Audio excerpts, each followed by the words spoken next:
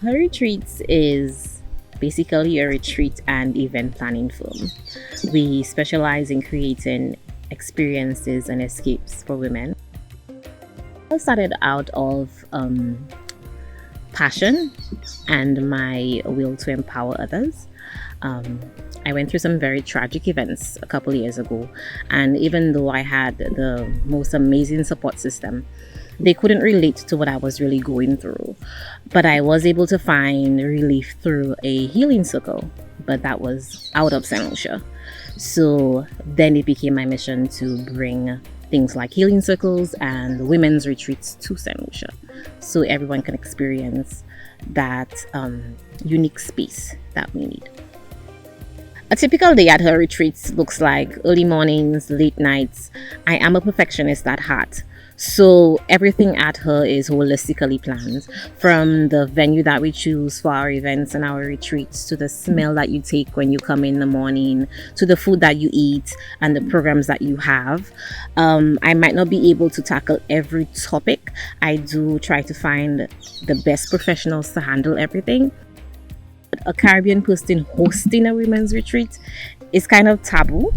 So my number one challenge is finding spaces created to host retreats. The Caribbean is known for families and couples, but not a retreat per se. I learned of EBB through the bank network. I am a Republic Bank customer, and it scrolled through my timeline, I guess, on social media.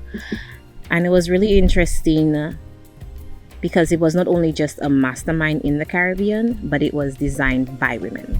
And all the attendees would have been women. I joined EBB to advance my business and to kind of like tidy up the little knots that I have all over the place.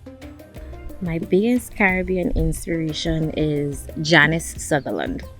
Janice was the first telecommunications CEO, I think, in the entire Caribbean and South America. And she uses her expertise and her experience to help female entrepreneurs kind of like be the best that they can be. Success for me is about celebrating the small wins. You know how we think that once you get that big contract or once you accomplish that big goal is when you're successful. But throughout the past 5 years, I have learned celebrating the big wins, celebrating the small wins turns out into a much bigger picture.